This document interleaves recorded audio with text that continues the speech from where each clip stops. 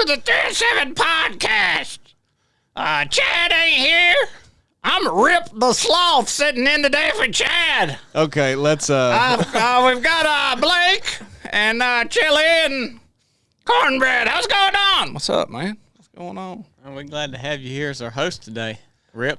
Oh, I forgot Paris James over there. I'm just sitting in. I ain't gonna say much. I'll hand it over to Blake. Thanks for having us, Rip. We're glad that you're here. No problem. That's big. I hope you chime in a little bit more throughout the conversation here. Have you met Rip before, Chili? I don't even know.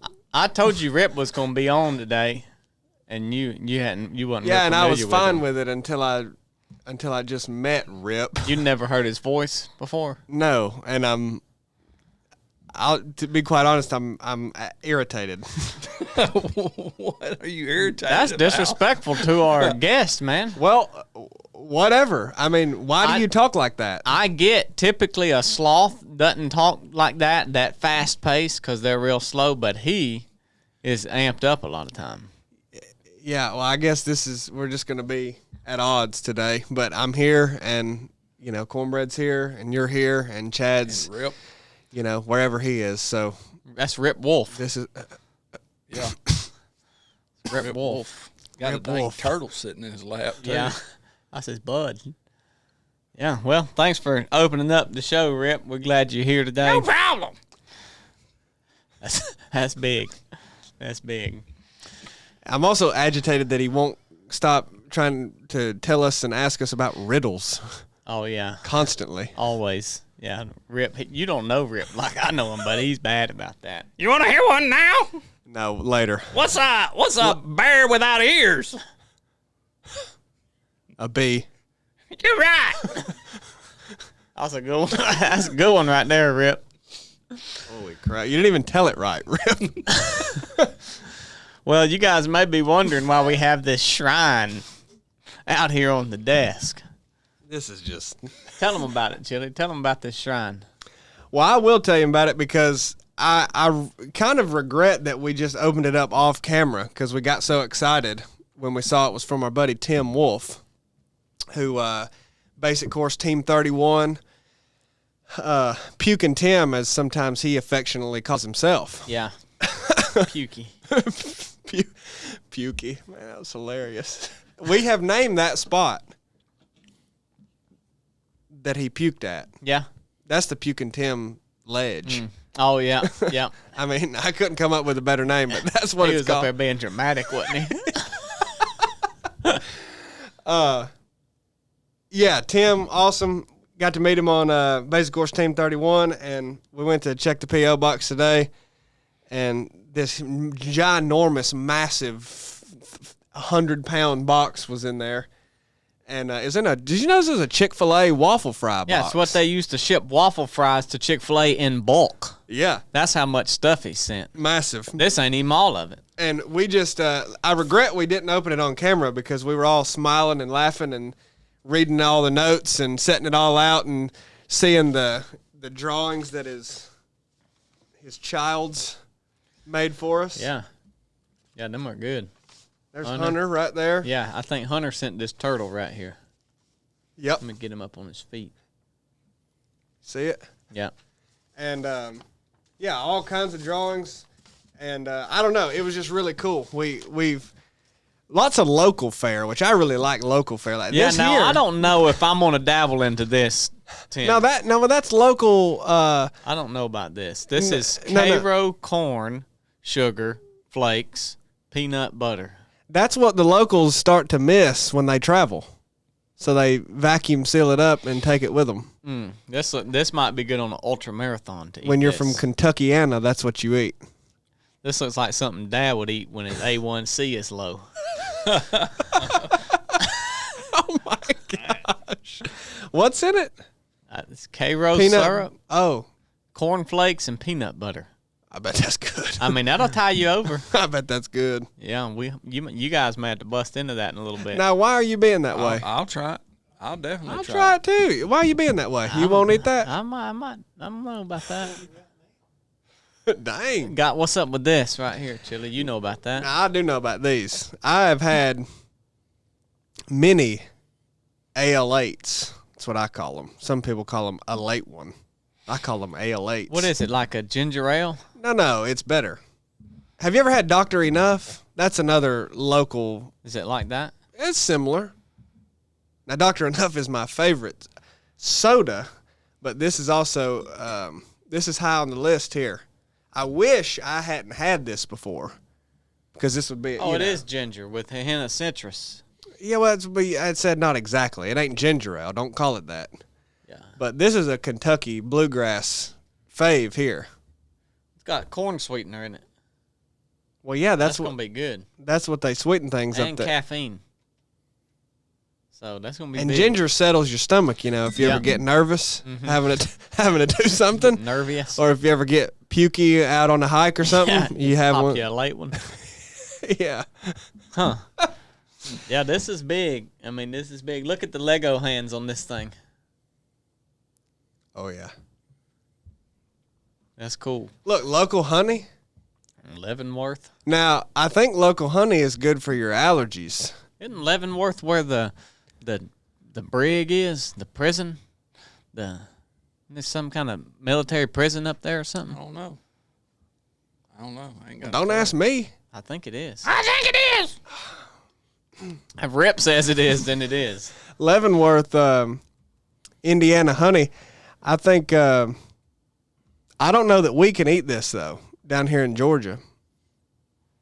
Really? It might mess us up because it's not local. I'm just kidding. But, Oh, well, it's Fort Leavenworth, Kansas. oh, gosh. Is where that's at. Well, look at the color on that honey. It's beautiful. Yeah, that's corn. We gave that to corn. Yeah, I know. I'm gonna So eat don't be that. messing with it. He's going to take that honey. Yeah, I'm that's gonna eat his. that. Thank you, Tim. Well, Chili, this spurred on the thought that you wanted to talk about on the podcast. Well, it really did. He Something you'd been thinking about already. Well, you I'm not said. done either. Tim also sent us all a letter, and he sent me these books. And I don't really read very much. We've had that discussion before. I don't really read, but I'm gonna read that book. That's very interesting to me, and it spurs on, or it reminds me of a lot of the talk that me and Tim had on the basic course. And like Blake is saying, oh yeah, Chad got a thing too that we didn't open it, but we looked in it Yeah, because in his absence. in his absence, he got some local tobacco there that I might hit me a lap of that too. Yeah. So Mammoth Cave. Mammoth Cave, Big Duke. Yeah. But no, Tim was an awesome dude, and this was really cool.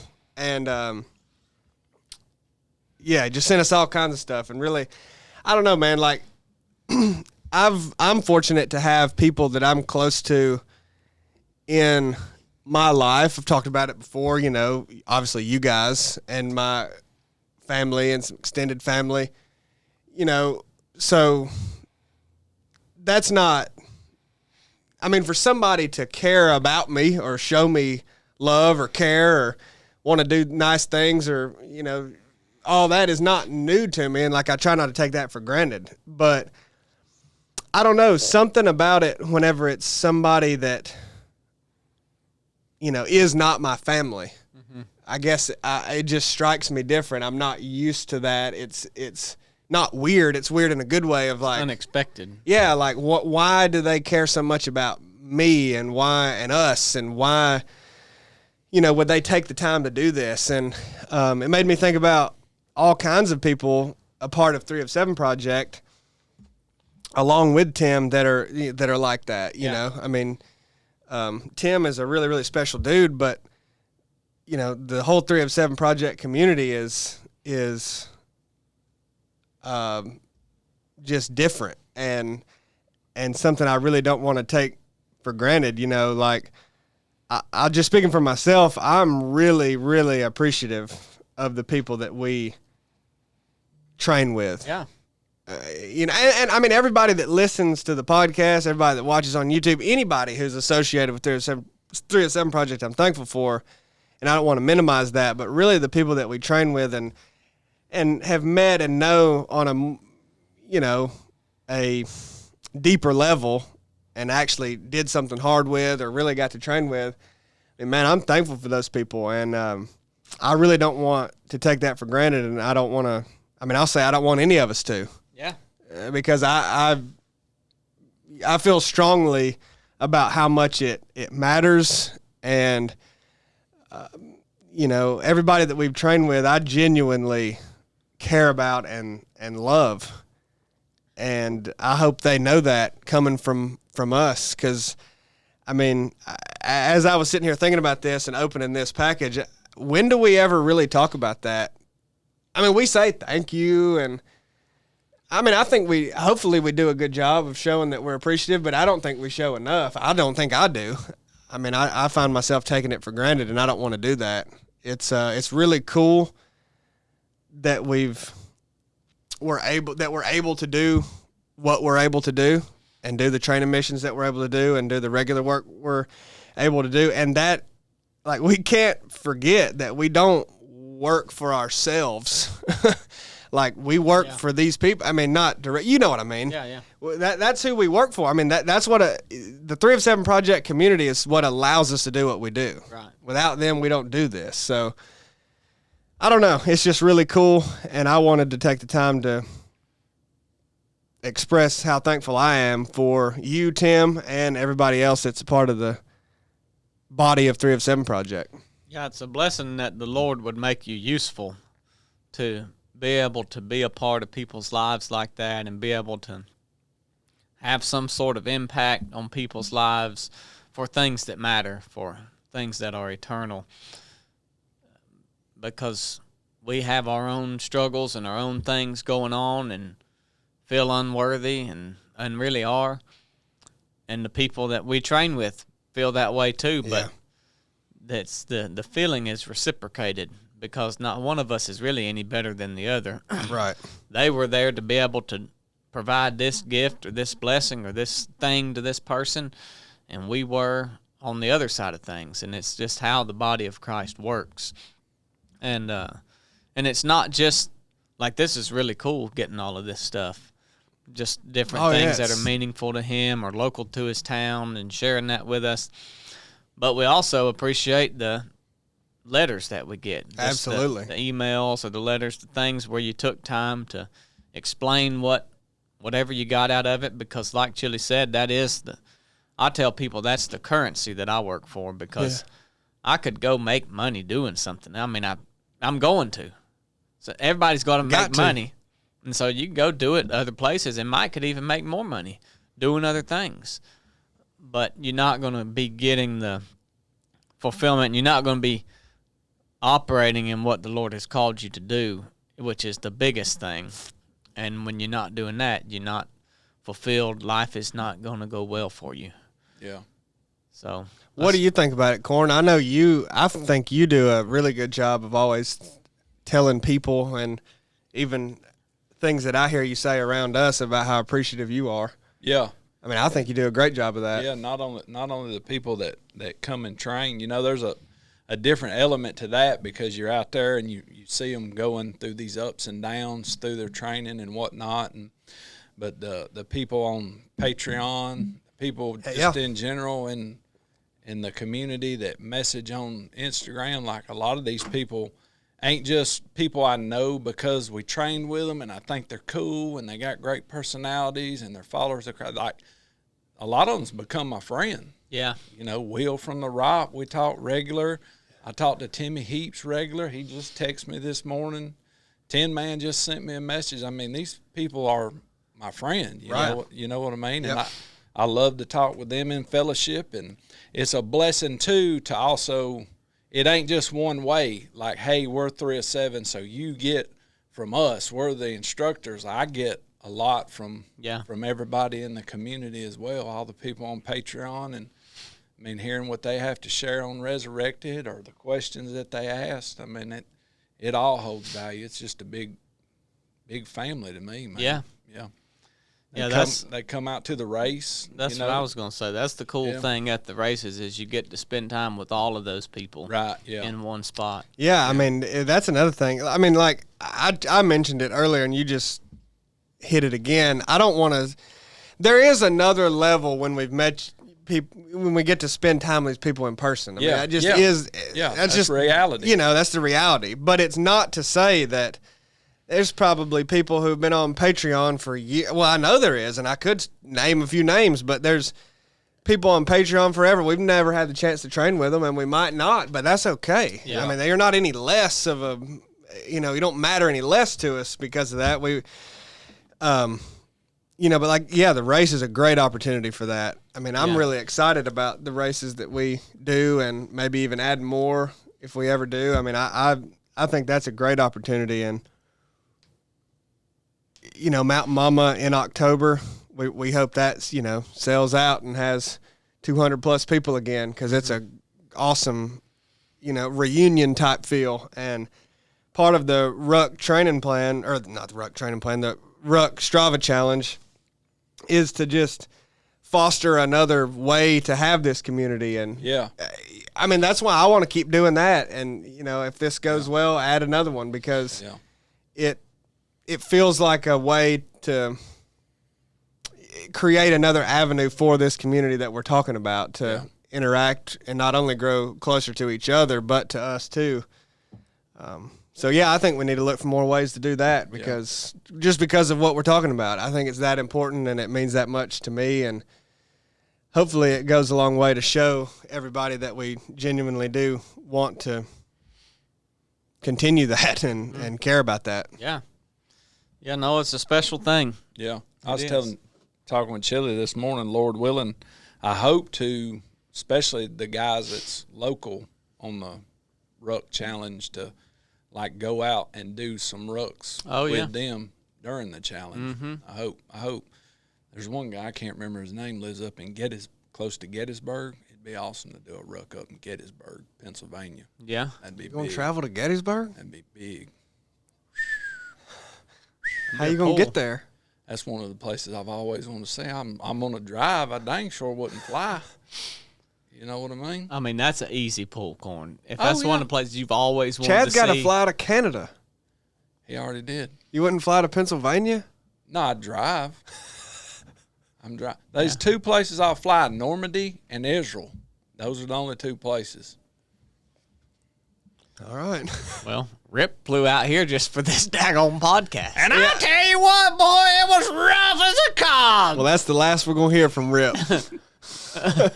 They ain't nice sloth here in America.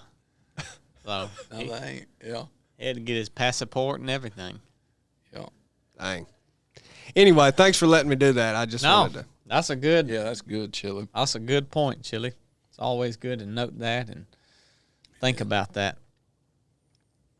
Well, I've been thinking.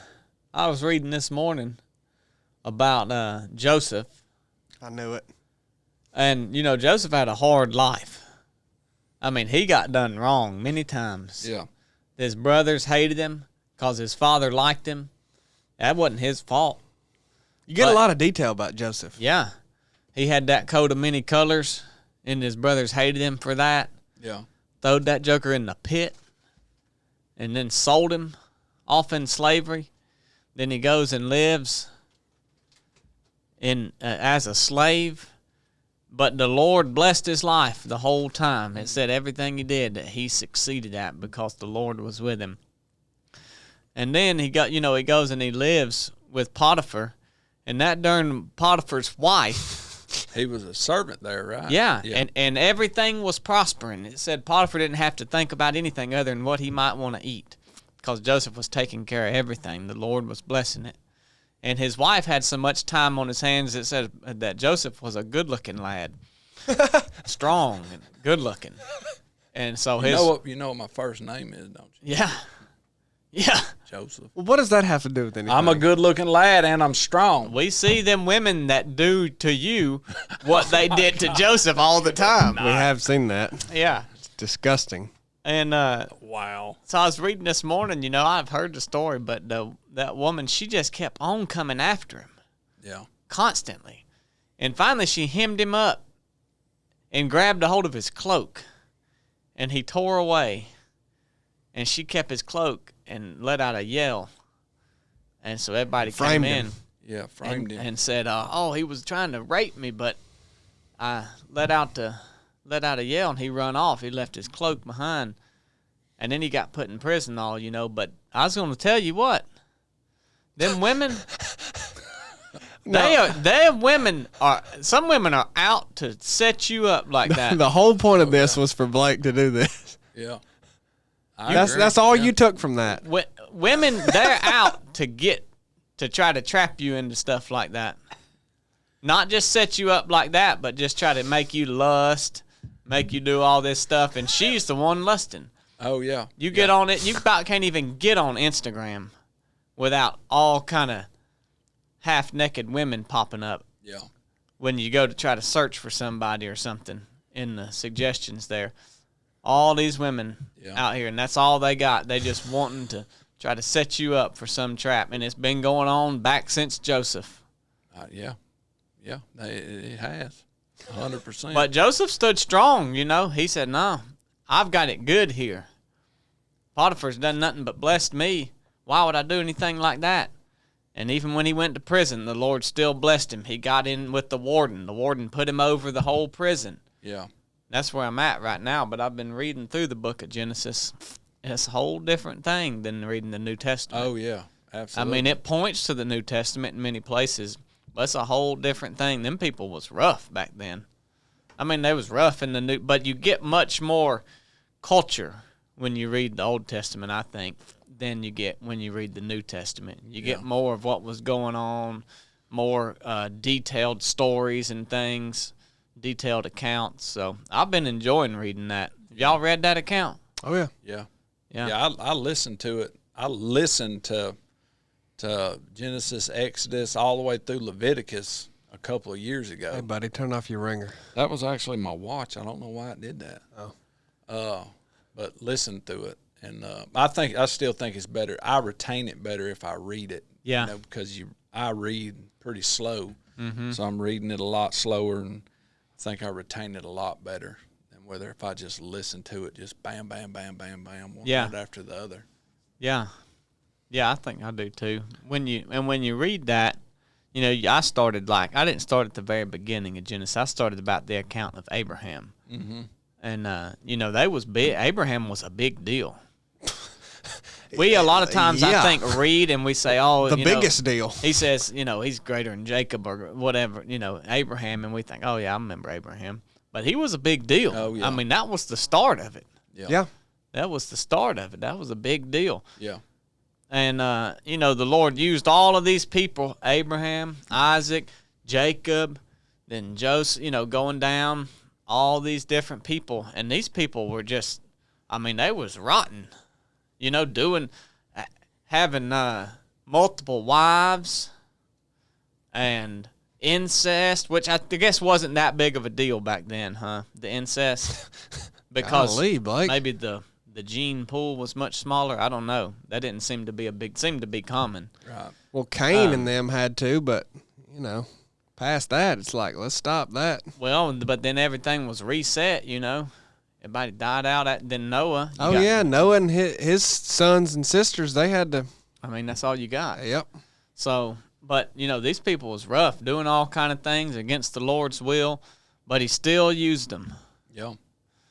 And that's oftentimes the ones that he uses, I guess, but makes me think about us, you know, and we think, well, I can't do nothing no good.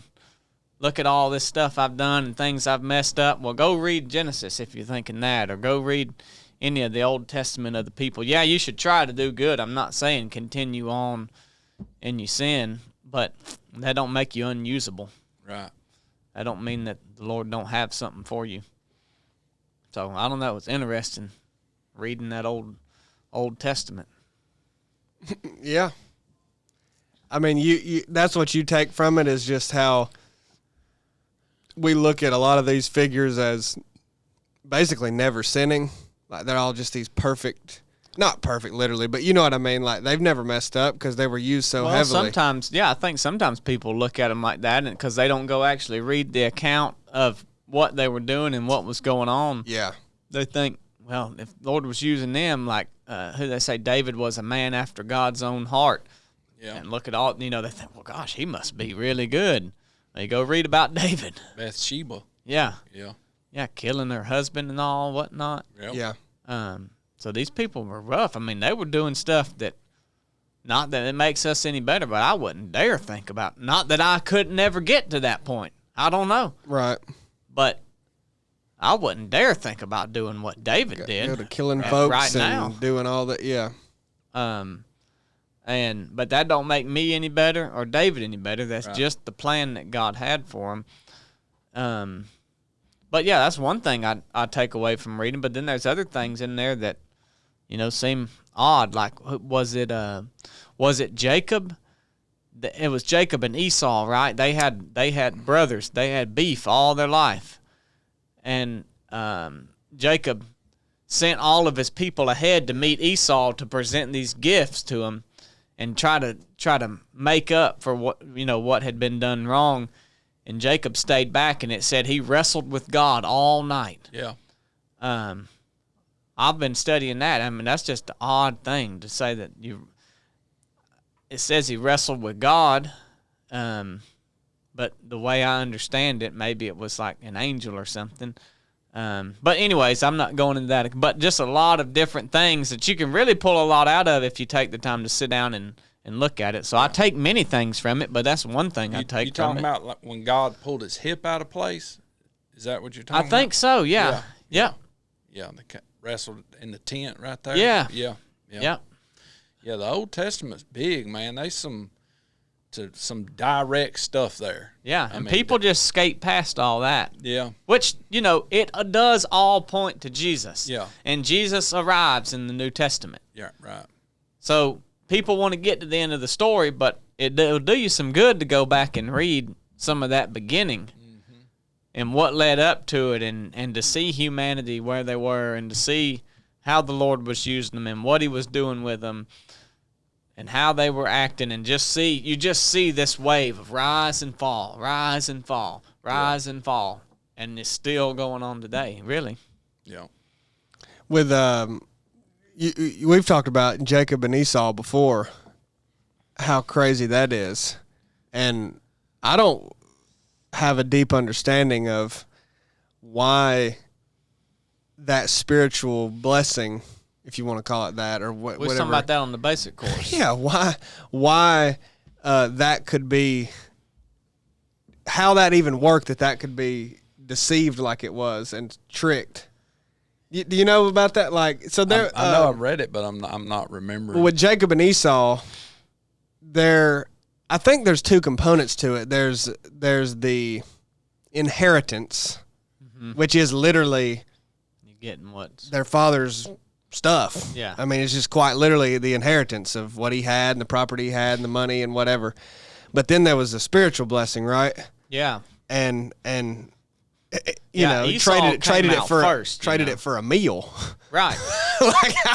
But how does that spiritual? I mean, I get how an inheritance can only be given to one, and you can't be like, well, that's like, well, he took it. You can't.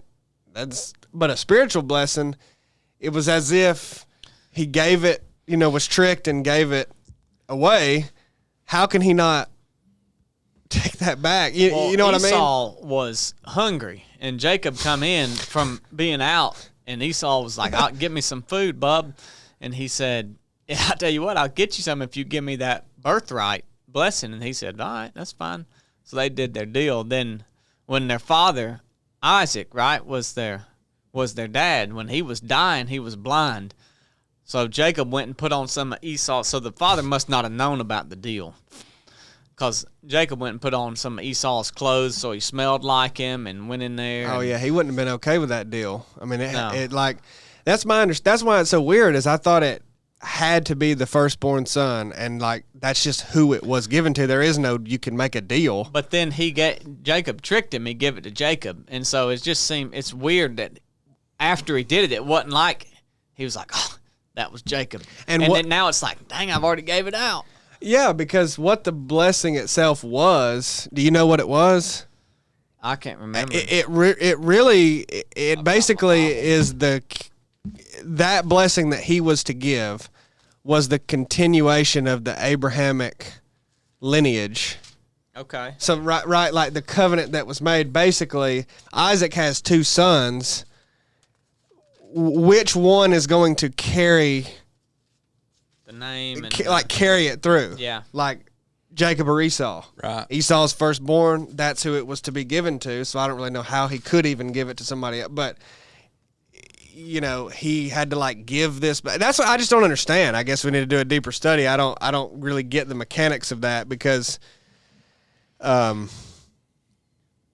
I don't know how to word that. Essentially, it was to carry on the lineage of Abraham, which one it would go through, who would continue the covenant relationship, the lineage, and all that. And so, once that trick was done, it was given to Jacob. And Just by them doing it. I mean, that's my understanding. This was the blessing from the dew of heaven and the richness of earth. May God always give you the abundant harvest of grain and bountiful new wine. May many nations become your servants, and may they bow down to you. May you be the master over your brothers, and may your mother's sons bow down to you. All who curse you will be cursed, and all who bless you will be blessed. But once he said that, he couldn't pull it back and say, whoa, you were Jacob. That was supposed to go to. It's like once it was given, and something. It's really odd. Yeah, somehow he. I don't get how all that worked, but that's the end. So Isaac had to be tricked. He was tricked. Yeah, the mother knew that, and she liked Jacob more than Esau. Right, So she prepared the meal. She told him to get the clothes, and Isaac, he knew something was up, but when he smelled his clothes, then he was convinced. It says, so.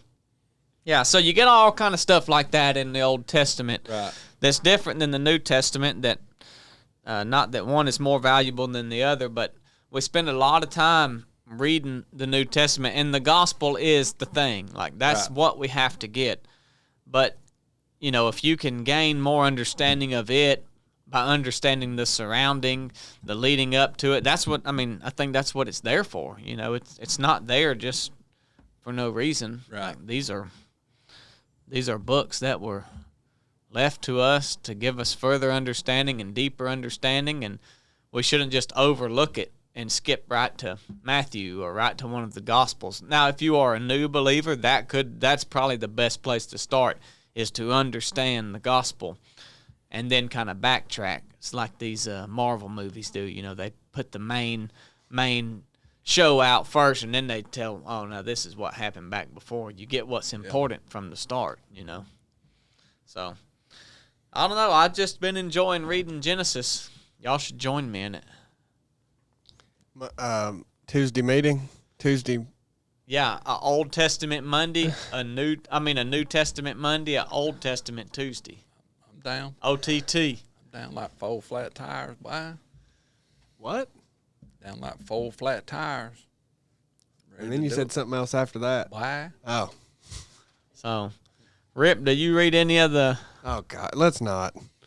No, he doesn't read. Do you read the Old Testament, Rip? Oh, yeah, I get into it every night.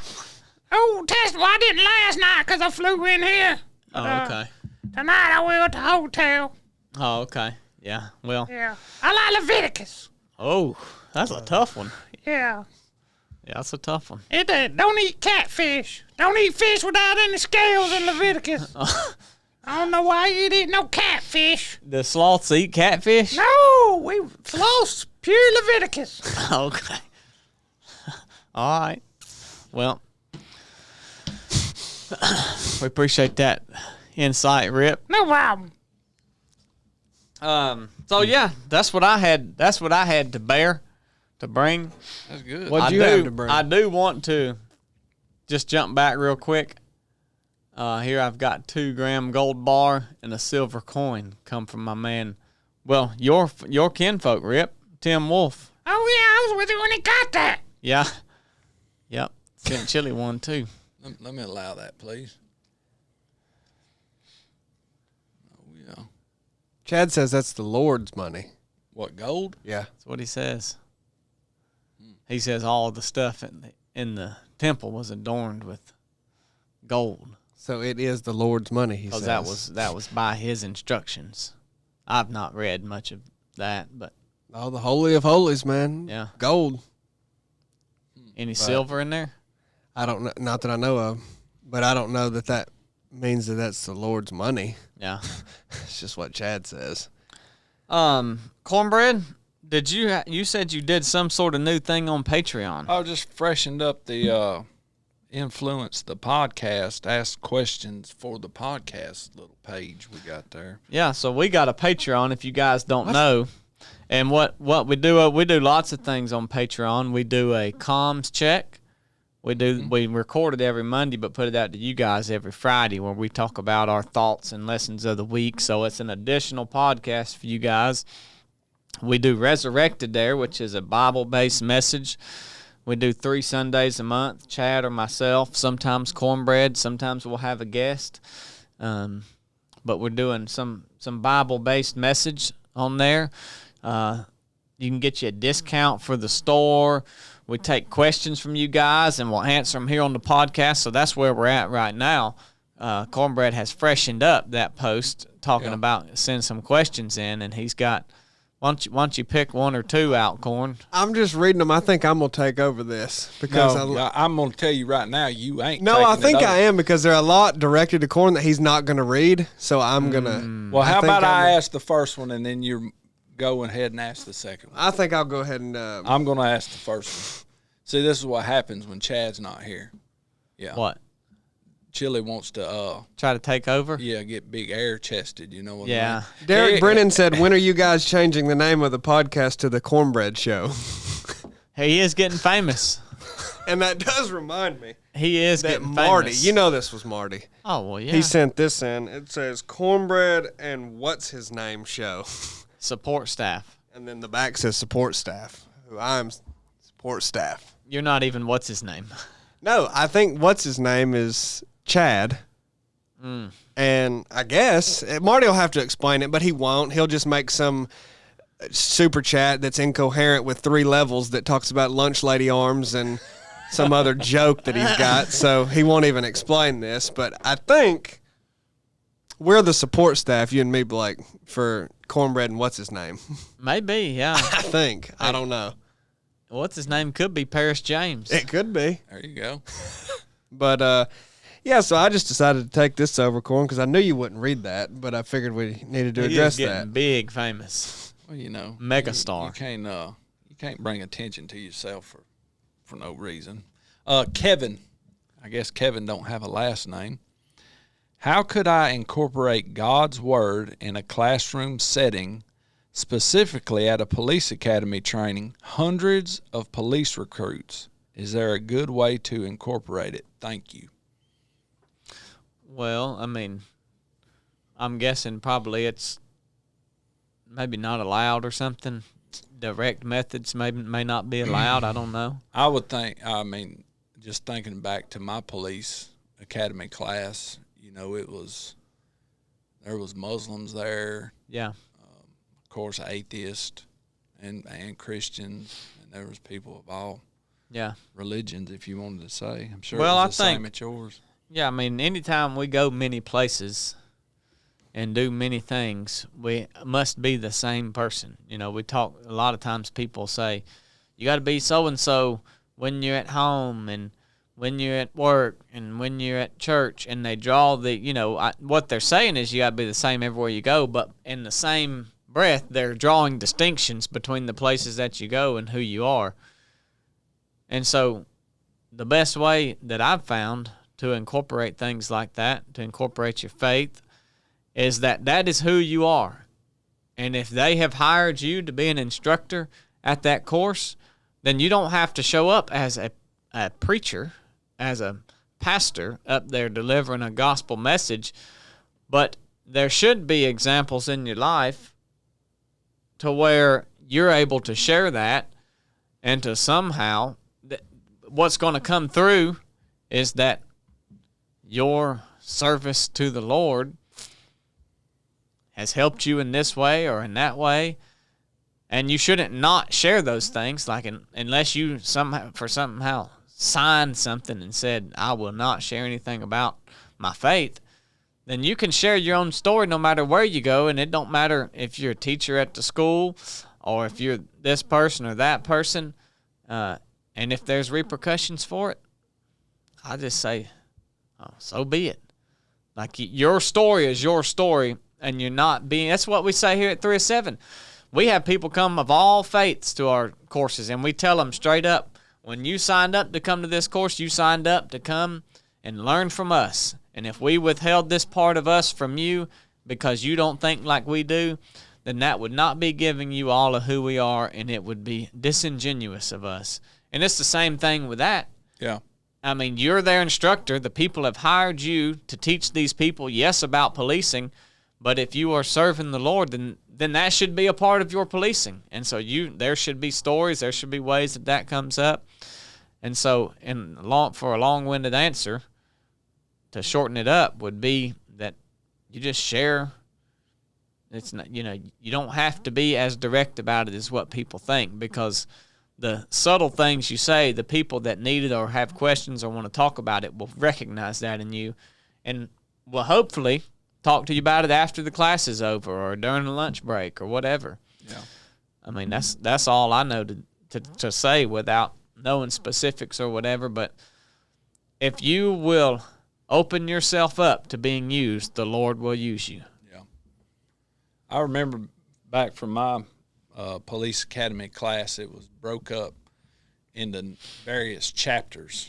Like you would have a 4-hour block of whatever it may be, patrolling the streets, Yeah. and then Different classes. Yeah, different classes that were broke up. I would put it in the curriculum as far as like when you did the block on cultural diversity, you know how there's all kinds of sayings that people say every day, and most of those sayings, like a drop in a bucket and the writings on the wall and all that, those all come from chapters in the Bible, from things that people said or did even in the Old Testament, Yeah. and so on and so forth. You can look them up. I mean, they're all in there.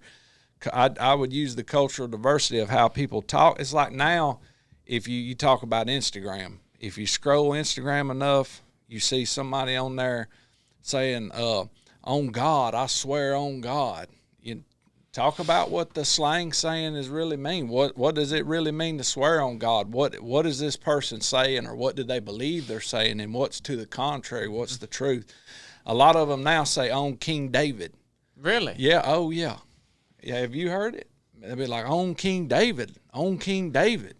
Well, Dang. yeah. And a lot of people think that a lot of those, just call it for what I see it, gang members are saying on King David. Like you think they're talking about King David in the Bible, and some of them think they're talking about King David, but they're actually talking about this other gang member that called himself King David. But you can talk about King David and say the contrary of what's going on. Yeah. Also in the morals and integrity block, that's like 3 or 4 days of study. I mean, what would be wrong with saying the Beatitudes, even if at the very end you said, and this is what Jesus taught, these exact things. Yeah. I just throw it on them. They could like it or lump it. I know Chad gets a lot of questions when he opens up Q&A too. So if people learn to know that's who you are, and you open up at the end and say, hey, does anybody have any questions, whether it be about my own experience in my life and how I've done things, or about policing, I'm open to hearing, whatever you guys have. Could be another way, because if somebody asked you a question, then there ain't nothing wrong with answering it. Yeah. Kevin's last name's Nolan, by the way. He just tell you? He just told us. Kevin Nolan. He listening then. Yeah. Thank you, Kevin. What you got, Chili? Well, we had a lot of questions on there. Did you see those? Yeah. I think this one's always good to address. Oh, you didn't have nothing to say to Kevin? About how to. I did. Thank you, Kevin. How to incorporate God's word in a classroom setting, specifically a police academy. I mean, y'all two, I could just give you general stuff about that you pretty much covered, but y'all two with the police officers, So y'all know what that setting is like. Yep, you don't have nothing to say. You got another Good question? Josh, Blake. Nathan, it looks like Thomas, his last name, but it ends with an N and not an S. Yeah, I've Tommen. seen that. So would you call that Tommen or Toman? No, that's Tommen. Thoman? Tommen. Anyway, he said he's new and wonders what does the name 3 of 7 stand for. So I figured we could cover that real brief. Yeah. How do you get in on the Super Chat, and what does the money amount mean to you guys? I would say don't get in on the Super Chat because don't even worry about it. Yeah, just send us gold. Blake, you have to do that, don't you? Just send us gold. And then his third question is it a rock course or ROP course? Well, that's perfect. Those are perfect questions for you, Chili. Well, let me start by saying, is it because of how we talk that it sounds like rock course? You got a bad accent. It's bad. Me? It's bad. It's bad. Have you heard you? You have the worst accent that's not even anything. I've got a good accent. I don't even Accent. I have, what are you talking about? I'm just aggravating you, Chili. Continue, bub. No, well, but it's egregious for you to even joke like that. Great Unless pick, by the way. You say Great question. See how Adder- it gets when Chad's not here. when he's very especially and when he's confrontational. running. Yeah, and he's running. Yeah. well, it's ROP, ROP, Rite of Passage. Yeah. So that's what that stands for. So that actually has a meaning, Rite of Passage course. Well, people hear ROP and they say, I ain't never heard nothing called a ROP, so it must be a ROP. But there are people who have done the ROP course that call it the rock course. Yeah, they just don't know what they did. Anyway, it's ROP, Rite of Passage. And what does the name 3 of 7 stand for? Well, the easiest way to explain that is the number 3. We see that in the Bible, has a lot of significance. The Trinity, God is 3 in 1, right? So Father, Son, Holy Spirit. But also the 3 to us, we're referencing the 3 parts that make a human being a human being. It's the 3 parts that we're kind of composed of. So there's a body, there's our soul, which is like our mind. Chad likes to say our mind, will, and emotions, right?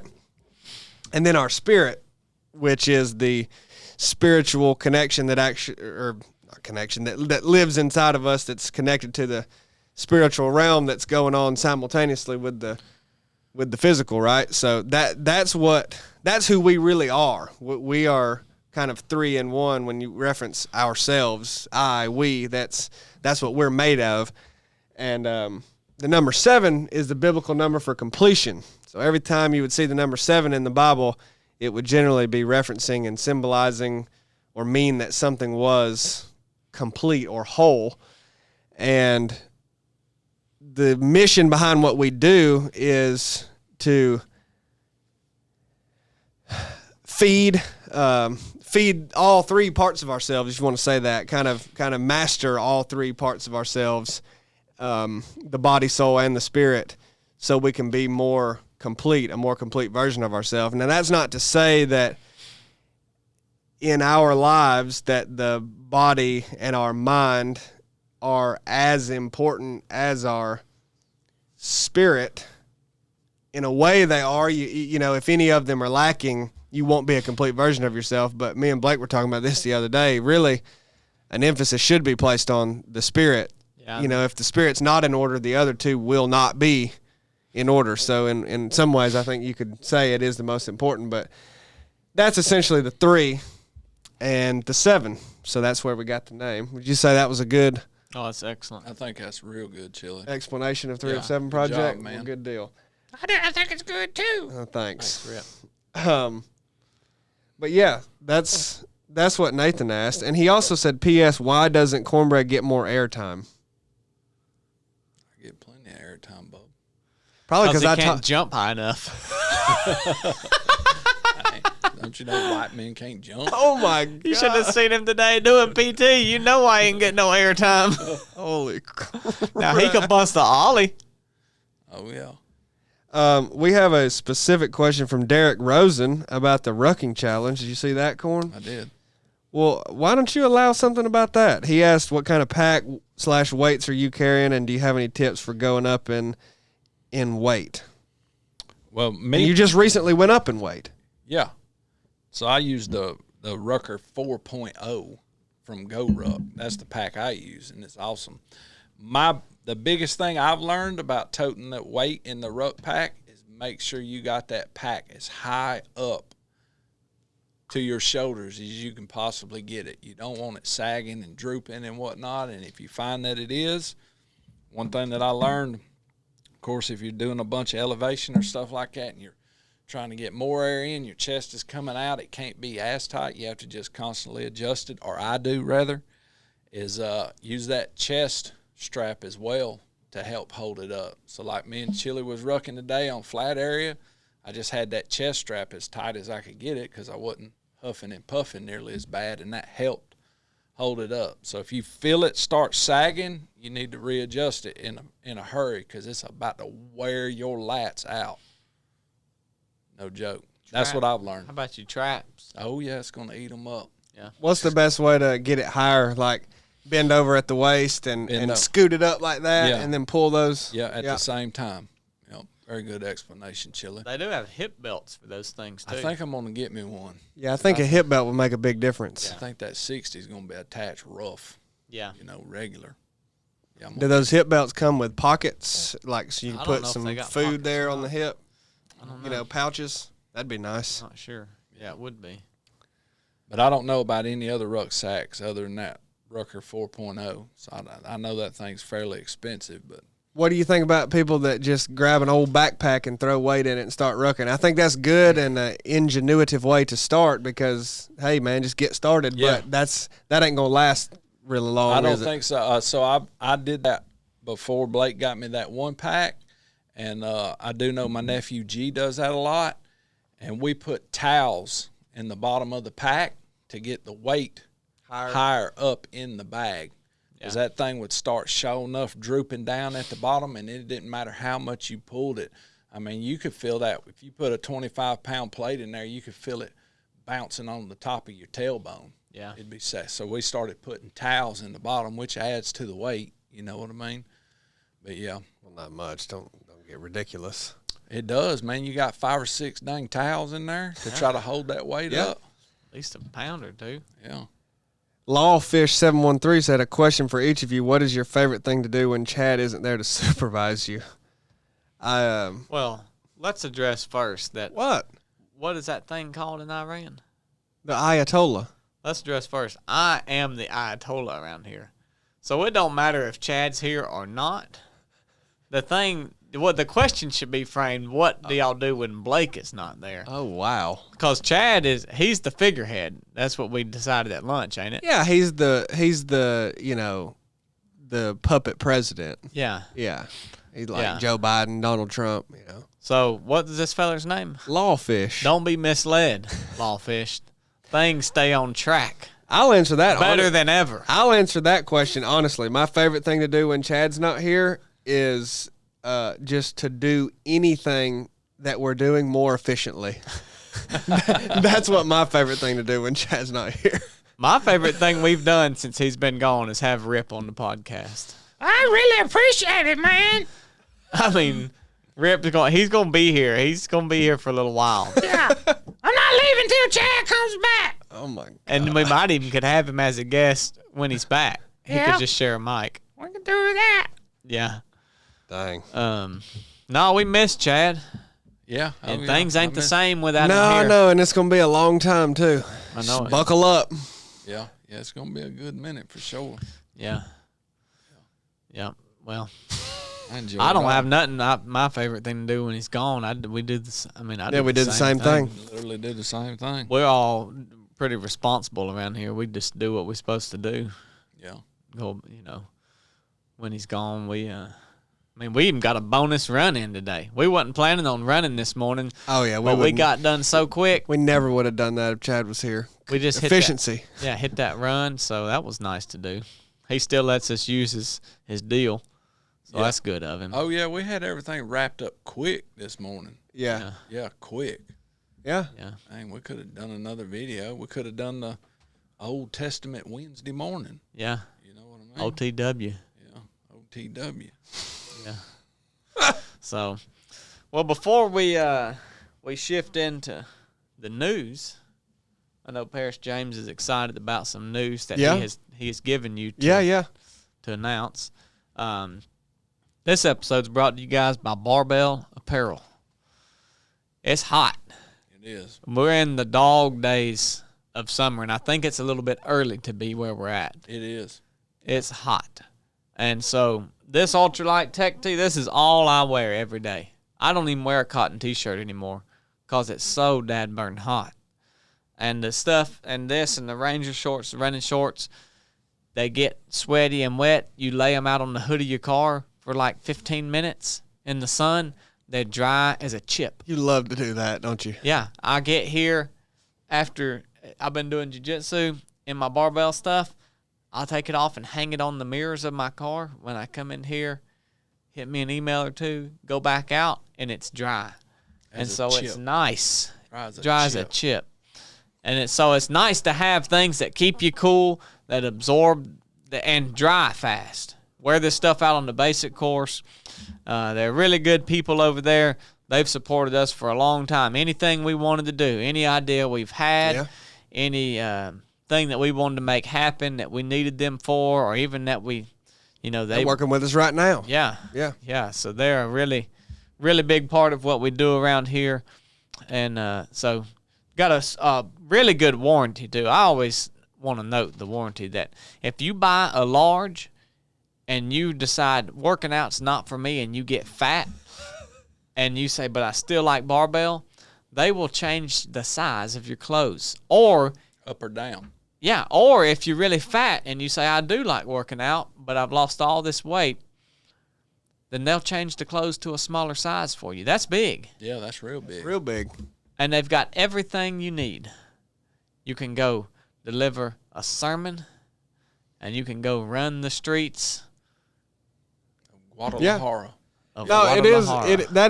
That's probably the coolest thing about them is you can get collared shirts. Yeah. That actually feel good and are not just crappy dress shirts. Yeah. Good flex material. Dress pants, jeans, and then all the athletic clothes that we wear all the time on here. I mean, that's pretty cool that you can get all of it. Yeah. Yeah, that's big. You can wear it anywhere you want to do, doing anything you want to do. So, thank you, Barbell, for supporting us, for sponsoring this episode. You guys go check them out at barbellapparel.com. We've got shirts that we have partnered with them on to be hard when it gets hard on the Ultralight Tech Tee. We've got shorts with our logo on it, all different kinds of things. So y'all go check them out. What we got for the news? Well, this news has been. Hold on. Oh, hold on. Let Rip do it. No, my. Rip, can you do the news thing? You talking about that beeping thing? Just do it. Yeah. Do you want nobody to listen? Thanks, Rip. Do you want nobody to listen? I'm sorry, Chili. You didn't quit being disrespectful to Rip Wolf. Everybody, He's a guest. everybody might tune out now that we're talking about the news, but I'm going to talk about it. I mean, this is what's going on. Look, Let's talk about Let it rip. the daggum Epstein files. You know about Jeffrey Epstein and gasoline? I watched a documentary on him one time on Netflix. Oh, you boy. remember that clip I showed you? Yeah. And what did they allow? It's vulgar, too vulgar for the show. Oh, okay. Well, So I just know a little bit about it. well, you know a little bit about him. Yeah. That is right. Jeffrey Epstein. He's a worm, isn't he? Well, he's evidently He's dead. a hammer now. Yeah, but he was a worm. Bad guy. Yeah. So we're Evil. told. Evil. So we're told. Could have been a good guy. Yeah, well. No, so Jeffrey Epstein, a whole client list, flight log, the whole deal. Trial, courtroom, everything involving him and Ghislaine Maxwell. Gasoline. Yeah, they both were kind of the figureheads of the operation. That Is she dead? she's in prison. Oh, okay. So the thing is Jeffrey Epstein was a known con man, financier. He was presented as had connections with a lot of rich people, and the one that's often not mentioned that is he's closely tied with is Les Wexner, the kind of owner of Victoria's Secret. And I bet he's a slimy mug. yeah.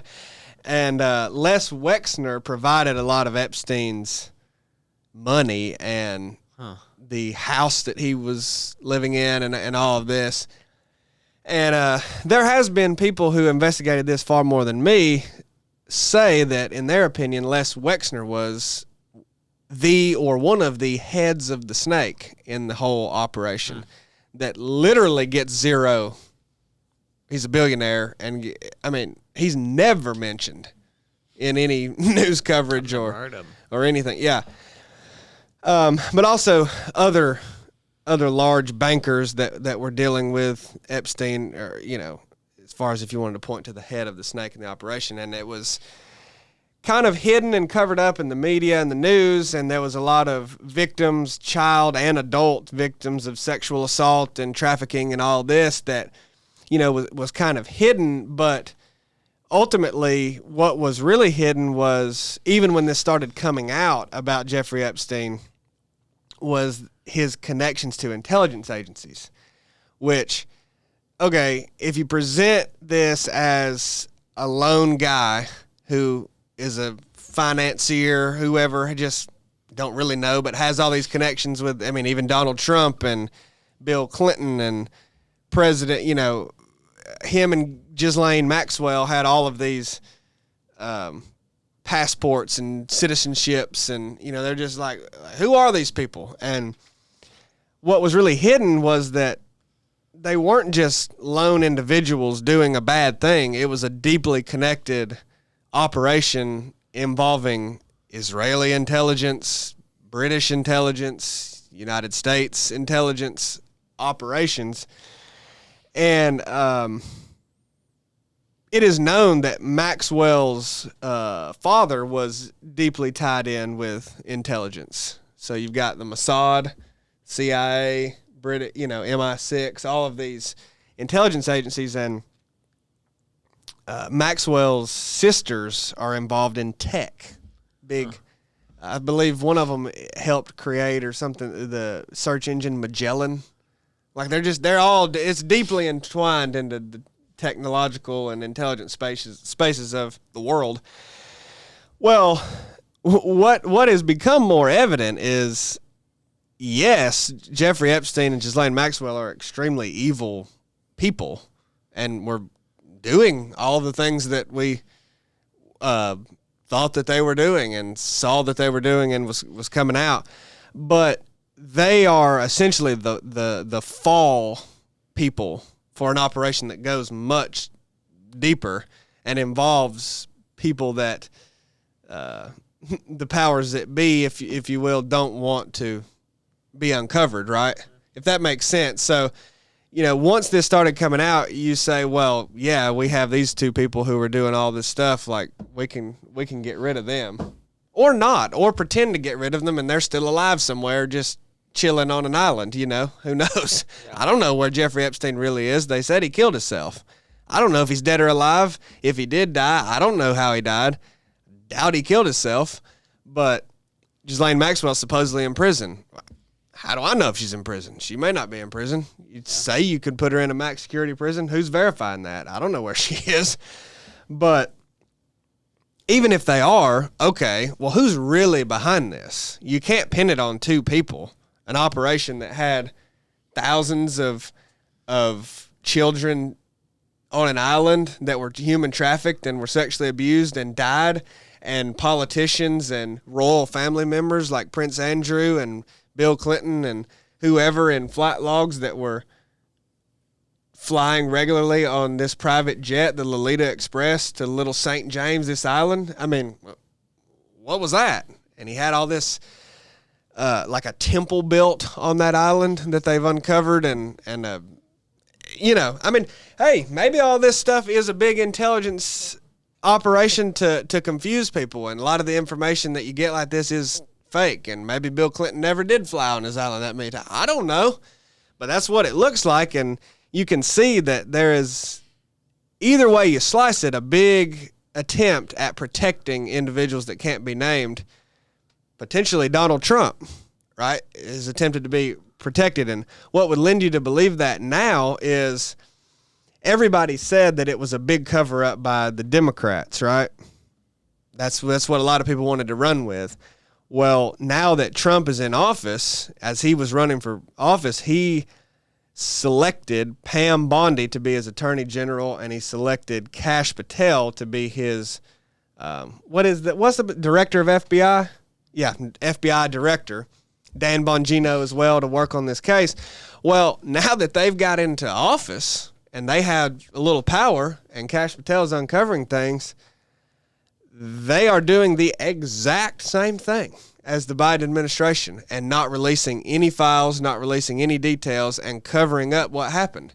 Kash Patel and Dan Bongino get on TV and do an interview and say, well, it's evident from what we've looked at that that Jeffrey Epstein did kill himself, and there's really nothing to see.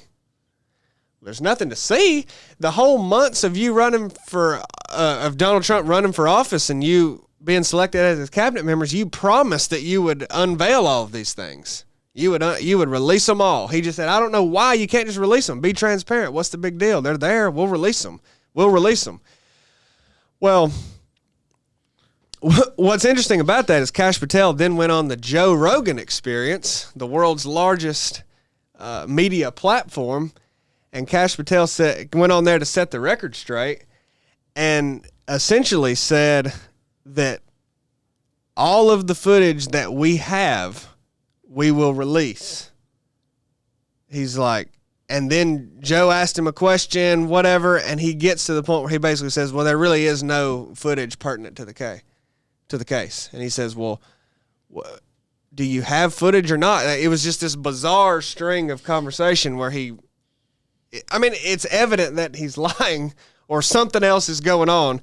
And, ultimately they've come out recently and what did they say recently? There's not even a file, Paris James. There's not even a client. There's not even a file. It's just going away. This is case closed. Huh. So they did exactly the opposite of what they said they would do and continued to do the same fashion of cover-up as the Biden administration was doing. And they can hold those files legally. Obviously it doesn't really matter, but there's nothing against them holding files from public information. No, a lot of this is many years ago with the Patriot Act, they protected themselves from spying on U.S. citizens and withholding classified information as long as they want. I mean, there's no repercussions to this, really. So, but Trump, he was quick to unveil all them other files, sign and release all this public information, wasn't he? What, with the JFK files and the Martin? Well, see, that was a sham as well. Nothing has been released that wasn't already publicly available knowledge. Yes, you can go declassify 10,000 files, but if it's all 10,000 files that contain the same information of things that has already been declassified, you haven't declassified anything. Yeah, there's still a portion of files that you're holding on to. Well, why? Yeah, it's easy to go declassify a bunch of stuff that when you select it out and know that, or you declassify things, but names have been redacted and all this stuff. Well, that's not declassification. Right. You're continuing a cover-up. And not to continue on this or belabor the point, but what are the options for why this is being done? Is it, Elon Musk came out and tweeted, well, it's because Donald Trump is in the files. Yeah. That's why it's not been released, period. Let me drop the bomb on you. Well, maybe he is. There's definitely a connection with Epstein and Trump. They've talked. They're in photos together. There's a lot of witnesses that say Ghislaine Maxwell and Trump's previous wife, Ivanka's his daughter, Ivana, were seen in New York City driving around girls' preparatory schools and talking to people and doing modeling recruitment. Donald Trump is he runs and owns the model pageant competitions. What's that called? Miss America? Oh, really? Or that kind of stuff. Oh, yeah. Yeah. So, he's deeply entrenched in that world, but I'm not implicating Donald Trump. I don't know what he's done. Just because you were in a photo with a shady guy doesn't mean you're guilty. Maybe I might be in a photo with some guy that's a bad guy one day, and I don't mean I did anything with him. It just meant I came across him one time, you know. Yeah. So that doesn't implicate his guilt, but there's a lot more that would lend itself to believe that Donald Trump is involved or has ties to it. But the bigger thing is not even Donald Trump himself. I believe there's more, you know, there's way more people that you would want to protect the body at large than just Donald Trump. And I think that's the answer, is it may be him, maybe not, but it's a lot of really important, powerful figures that do not want that information being released. Yeah. The only other option you have is that this entire thing is riddled with false information, and the whole operation itself, all the things we think we know about Epstein, that we think we know about Bill Clinton, that we think we know about Maxwell, that we think we know about the intelligence agencies, Kash Patel, the FBI, is literally to create a false hysteria over a human trafficking operation that wasn't even really going on. Yeah. I believe that there is a big operation of human trafficking going on because there is evidence of that. Right? I mean, that is happening. Like, there's cases all the time. So that's my opinion. I do think that anytime information like this does come out, you have to account for the intelligence agencies are really good at doing what they do. They're really good at their job. The Mossad is really good at what they do. And part of what they do is not only gather intelligence, it's they send information, right? So it's not difficult for intelligence agencies, if a story begins to be broken, to quiet down certain journalists. Mainstream media can be entirely controlled by intelligence agencies. That's not difficult, right? So there may be kernels of truth. I don't think you can get around the fact that there is a huge human trafficking operation beyond that, but that involves the powerful people that run the media and run the world. The question is what is the truth of it? Yeah.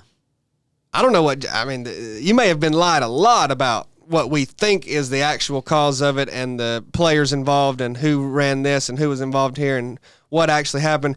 I do think that's happening, but I don't know the truth of it because I think we've been fed a lot of lies surrounding it. But that's the news, and that's kind of catching you up on everything. Not to sit here and be like, gotcha, told you Donald Trump, you can't trust him, but in all seriousness, why did you think something would be different in this administration? Yeah. Like, it can't be. If this is really this big, like, it ain't going to come out. Yeah.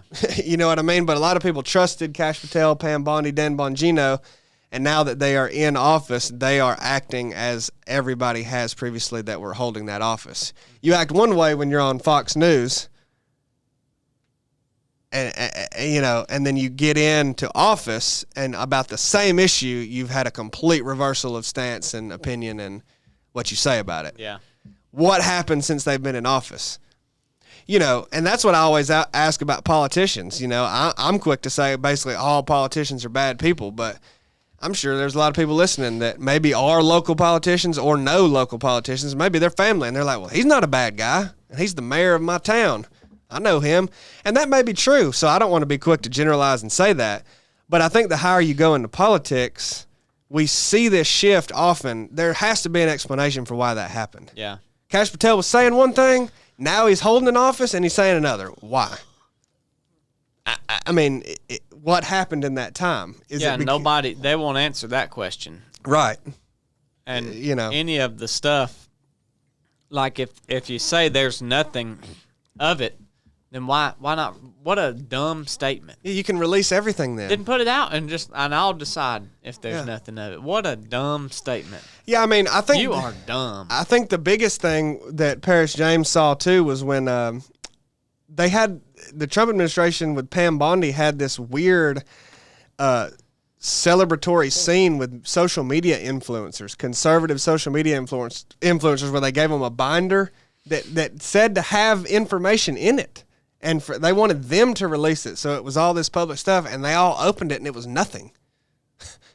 Like it was a stunt. It was like a publicity stunt.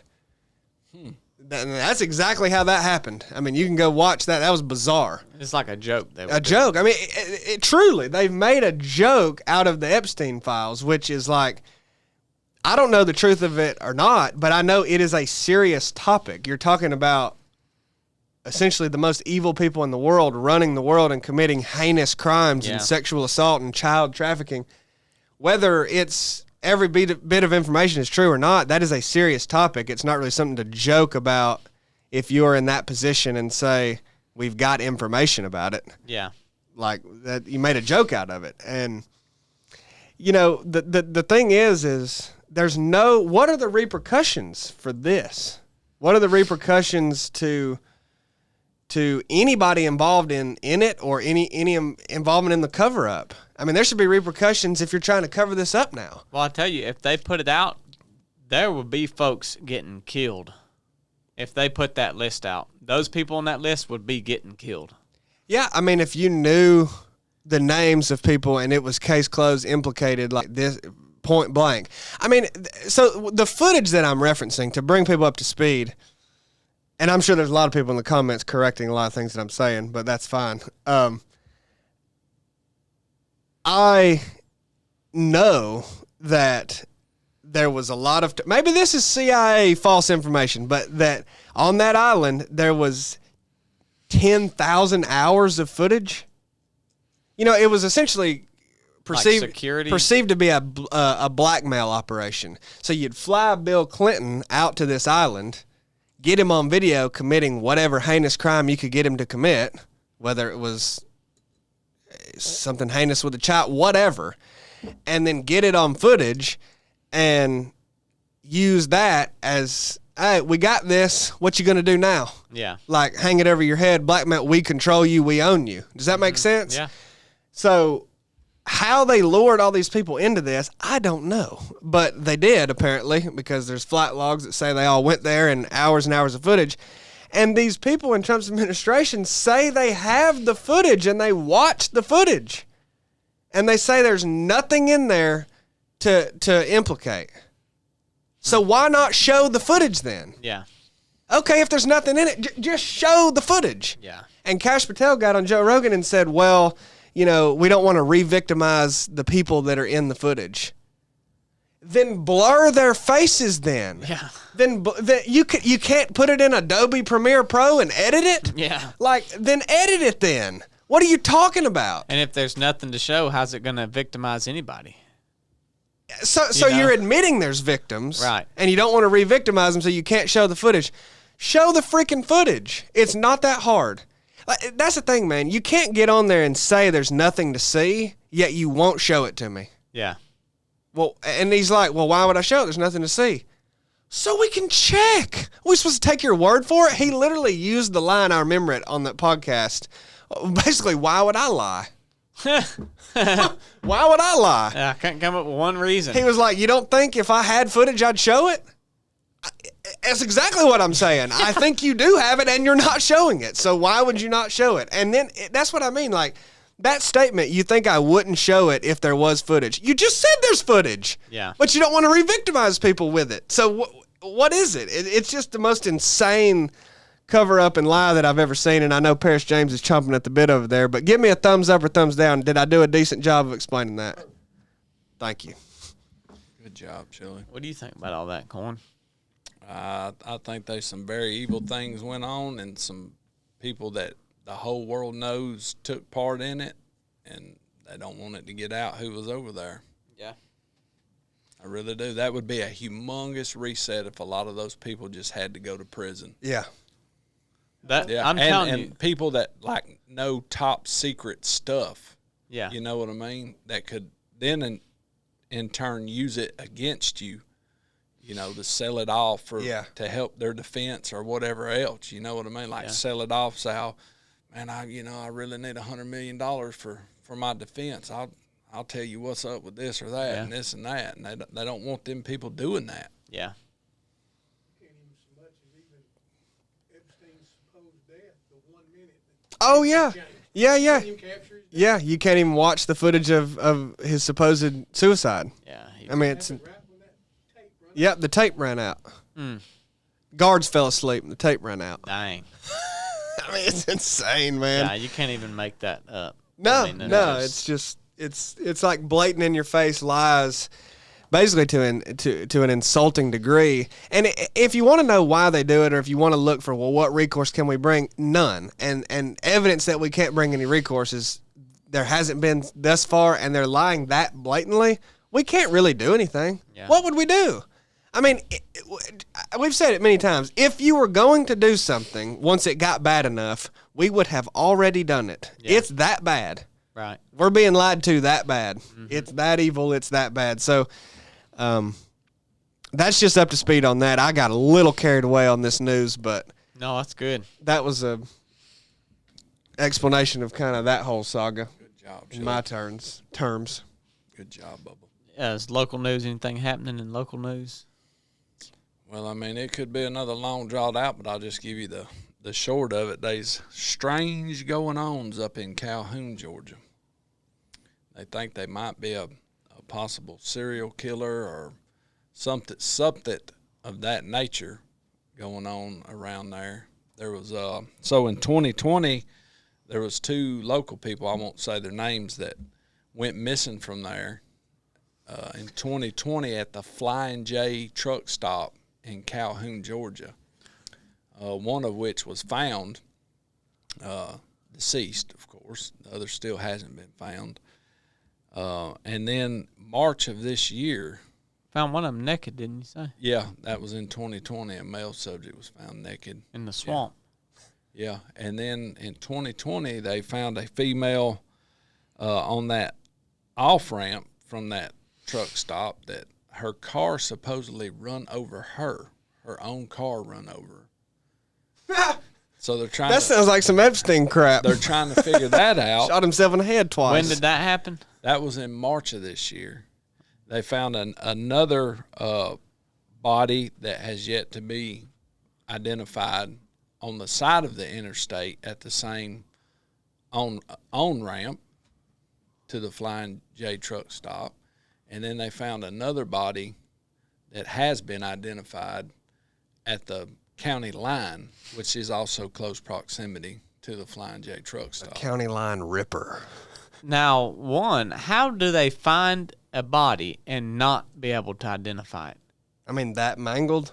Like, I mean, all you have to have is a hair to pull DNA, right? I mean, well, yeah. Can you do like forensic analysis if you have hair and trace Yeah, it back but to a human being and know the exact one? Yeah, but like, I mean, we can all speculate of how they have all of our DNA, but how would you think your DNA stored for them to find your, like if you was. Well, no, that's what I was about to ask. I was about to say, like, for them to be able to do that, you would have to have it in a database somewhere, which I hope to God I don't. But like, I figured I probably did because normally how they do something like that is like if somebody's missing and is reported missing, like match it. Yeah, they would go and like pull some of their clothing or a piece of hair out of their right. car. You match it, right? Yeah, it'd have to be matched like that. But if they don't have that, I know, man, from when I was policing, people get reported missing, and the detectives don't even hit a lick on nothing.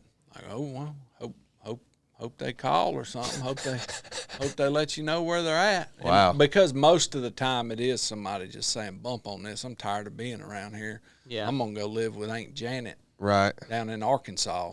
You know what I mean? Texarkana. Yeah. and then there's somebody that's missing they ain't found too, right? Oh yeah. I can't remember where that's at though, but it's close proximity. Well, that was at the, you was telling me. at the Flying J. Yeah. Yeah. Well, like you said, not to draw this out too much, but how do you determine that someone got ran over by their own car? Exactly. Like Without it being driven by somebody else? She was the only person in the car. Yeah, when they And found she the was car. and she was no outside kidding. of the car, supposedly run over by her own car. Now, you could do that. I mean, you could be slow rolling, jump out the car and go run in front of it, but doubt it. You'd have to. You could probably do that. You'd have to have that thing facing downhill for it to get. I mean, you'd have to get wedged up and under And put your let head you, underneath it. Drag your head and Yeah. grind your skull down into your brain for it to kill you. Well, don't get I mean, seriously. American History X over there. I mean, Yeah, that's wild. So, if you go through Calhoun, don't stop at the Yeah. Flying J. Golly, yeah, it's Yeah. all around there. yeah. Lot They lizard. need to it's shut a that place down. Bad business over lot there. lizards. I don't know what's going on over there. Well, this is pretty dismal. That's in Gordon County, Georgia. That's off I-75, by the way, for all you travelers. That's where there's a Buc-ee's there. Oh, A lot of people gosh. go there. Oh, a lot of people. Yeah, the Buc-ee's be packed out. I don't mess around with the Buc-ee's. I went into one, Seems safer than a And- Flying J. used the bathroom, and went out. Now, they did have a clean bathroom. You could eat off that bathroom floor. Yeah. You could put your food on the floor. And Oh, yeah, I did it one time before. Dang, real. You had the Bucky? Oh, yeah. I know Bucky. Good gosh. That's almost intolerable. He's a guest, bub. Got Yeah. super chats. You got any super chats, Parrish? I mean, what is the deal? Whose idea was that what's that? to invite that thing on? Blake. I'd rather have Paris James in that seat. Can we make that arrangement? Yeah, he can sit over there. I'm going to try me a pull of this after this podcast is over. We got Marty Bingham coming at $9.99. I knew it. I'm sugar loading for this weekend's Merrill Mile. I'm pretty sure that's what Chili and Chad said to do on the running class I bought a while back. What the crap? Marty Merrill's Mile was last week. Did they change the date of it? It's usually July 4th weekend. He come back in at $4.99, said, or maybe it was crack. Anyway, Whoa. I signed up for the 12-hour segment, but I think I can do it in 11 if I hustle. Nope, it's this weekend. They changed the date. It's usually last week. He said he signed up for the 12-hour, but he thinks he can get it done in 11 if he hustles. Thank you, Marty. And he come back in at $19.99. How long should Redbeard the Vast be MIA on the Yukon before we divvy up his stuff and Famous Amos takes his seat on the podcast? I'm thinking 30 minutes. Bad bone. Now, if something happened to Chad on this Yukon trip, you'd be sad, Marty. Yeah, he would. Thank you, Marty. Thank you, Marty. Thank you, Marty. We got Ultra Lawyer coming in at $19.99. That's Dan, ain't it? Yeah. And we love you guys. Thank you, Dan. Love you, brother. Ultra lawyer. Yeah. He's a good Zach Kirshner coming in at $9.99. Oh, yeah. Gonna be a dad this week. Excited and Dang. nervous. Would appreciate any prayers for Shannon for these next few days. Thank you for all y'all do. Heck yeah, that's came up That's big. fast. That's Yep. big, Zach. That's big. It's real big. Shoot, yeah. Change your life. Won't Yeah, it? oh, absolutely. 100%. About the biggest life changing thing you can do. Yeah. Other than die. Yeah. Other than die. Oh, when you die, it's gonna change you up big time, Yeah. bud. That's gonna be spectacular.